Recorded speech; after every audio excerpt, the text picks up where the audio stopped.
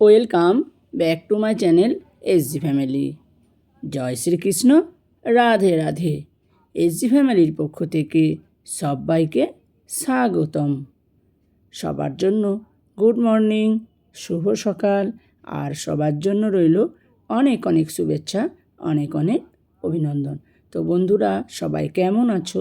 আশা করি ভালো আছো।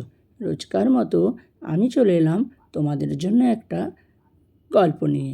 তো আজকের গল্পটা দেখো। বাড়িওয়ালা ভাড়াটে, দরজার ভেতরও কত মানুষ অশান্তিতে থাকে, এইসব নিয়েই আজকের গল্প। আশা করি তোমাদের ভালো লাগবে। ভালো লাগলে লাইক, কমেন্ট, শেয়ার করতে ভুলো না। রোজ তো অন্যরকম গল্প থাকে, আজকে দেখো গল্পটা অন্যরকম। আশা করি তোমাদেরও ভালো লাগবে। তো চলো শুনে নাও আজকের গল্প। বেঁচে থাকার কারণ। মিলিটারিতে চাকরি করা রাশভারী উমাপতিবাবু বেশ কয়েক বছর আগে তার গিন্নিকে হারিয়েছেন। বয়স খুব বেশি ছিল না, উনিও এক বছর হলো রিটায়ার্ড হয়েছে। একমাত্র মেয়ের শ্বশুরবাড়ি দিল্লিতে, বছরে একবার আসে। পুরনো কলকাতায় অন্ধগলিওয়ালা একটি দোতলা বাড়িতে একাই থাকেন উমাপতিবাবু। একটি কাজের মেয়ে আছে, সকালে ঘুম ভাঙিয়ে রান্না করে এবং ঘরের যাবতীয় কাজ সেরে 10টার মধ্যে সে চলে যায় অন্য বাড়িতে। বিকেলে আবার আসে আধ ঘন্টার জন্য। এইটুকু সময় ছাড়া উমাপতিবাবুর সাথে কথা বলার লোক বিশেষ নেই। মেয়ে বাবাকে অনেক বুঝিয়েছে, তোমাকে দেখে কে বলবে বাবা যে তুমি একজন এক্স মিলিটারি ম্যান, আনসোশাল হয়ে যাচ্ছ, শরীরের যত্ন নাও না, ঘর থেকে বেরিয়ে যে একটু লোকজনের সাথে গল্প করবে তা করো না।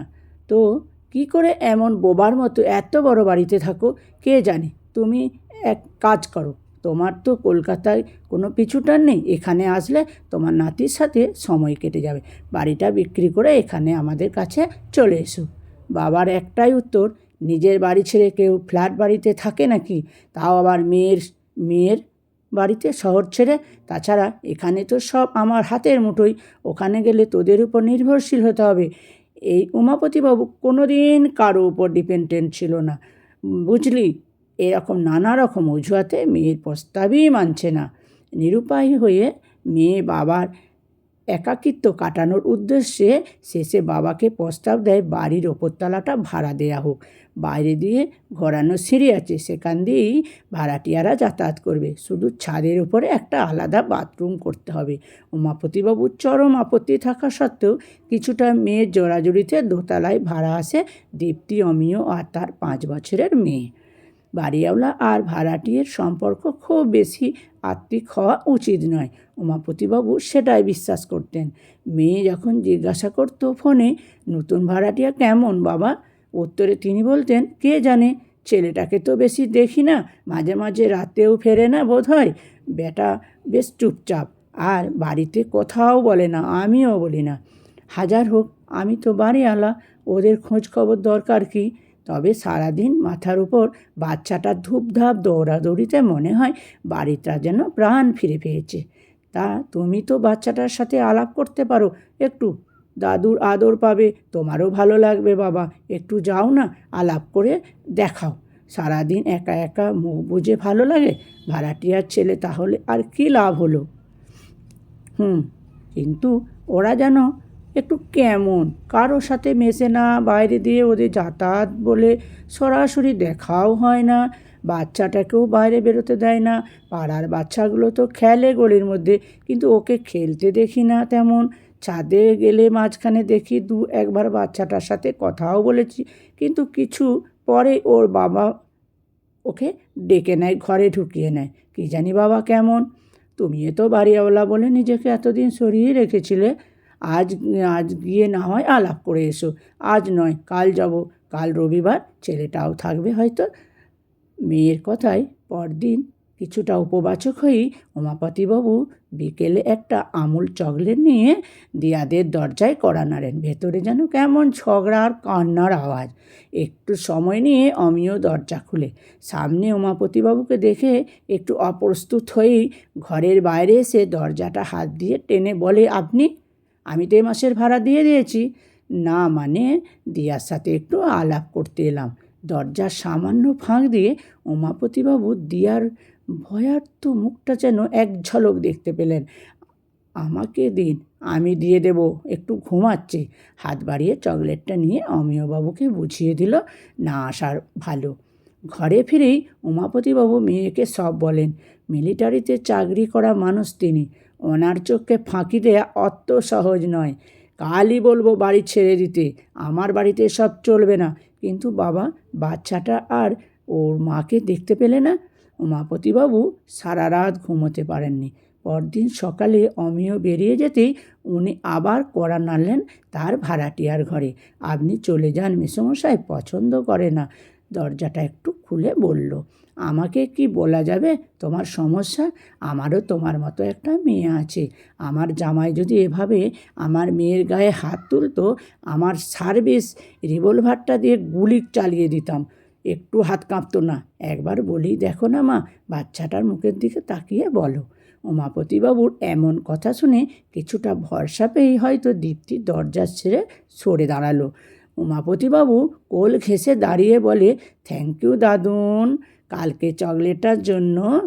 দিয়া বলে, এই প্রথমবার দিয়াকে এত কাছ থেকে দেখলো। আমার কপাল খারাপ, তাই ভালোবেসে বিয়ে করেছিলাম অমিয়কে। গরিব ঘরে মেয়ে আমি, তাই শ্বশুরবাড়িতে স্থান হয়নি। অমিয় আমাকে নিয়ে ভাড়া বাড়িতেই তুলেছিল। তারপর দিয়া হলো, সব কিছুই ভালো চলছিল। কিন্তু মাসখানেক আগে আবিষ্কার করলাম অমিয়র দ্বিতীয় স্ত্রী আছে। মা বাবার কথাই সে দ্বিতীয় বিয়ে করেছে, আমাকে জানায়নি। জানতে পেরে প্রতিবাদ করাই চলছে মারধর, ভয় দেখানো। আসলে আমাদের বিয়েটা মন্দিরে হয়েছিল, সামাজিক বা আইনত সিদ্ধ নয়, কারণ বিয়ের রেজিস্ট্রেশনও হয়নি। তখন অল্প বয়স ছিল, বুঝিনি পালিয়ে বিয়ে করার এই ফল পাবো। মাথার ওপর ছাদ না থাকলে শত অসম্মান নিয়ে বাঁচতে হয়। আমার মা বাবা বেঁচে নেই, দাদারা কোনো ঝামেলা করতে চায় না। দিয়া তখন তার ছোট্ট আঙুলগুলো দিয়ে তার নতুন দাদুর হাত টিপে টিপে দেখছে। মেয়েটা কোনো দিন আত্মীয় স্বজন, দাদু ঠাকুমা দেখেনি। দিয়ার হাতটা শক্ত করে ধরেই উমাপতিবাবু বলেন, অমিয়কে ছেড়ে দে মা, আজ থেকে তোরা আমার বাড়িতে থাকবি। তুই রাজি হলে এই বাড়িতে ওকে ঢুকতে দেব না, ওর বিরুদ্ধে কেস লড়ব। কিন্তু মেসোমশাই, আমি তো ভাড়া দিতে পারবো না। তাছাড়া দিয়ার পড়াশোনা সব কিছুর জন্য তো আমরা ওর উপর নির্ভরশীল। ভাড়া তোকে দিতে হবে না, আর তোর কাজের জোগাড় করব আমি। ছুঁড়ে ফেল এসব পরনির্ভরতা। যে তোকে বউ বলে ভাবে না, সম্মান দেয় না, তার দয়ায় বাঁচতে হবে না। নিজের পায়ে দাঁড়িয়ে নিজের মেয়েকে বড় করবি, আর একটা শেখাবি অন্যায় করা আর অন্যায় সহ্য করা দুটোই সমান অপরাধ। নিজের পরিচয়ে মেয়েটাকে মানুষ কর, লাগবে না তোর স্বামীর উপকার।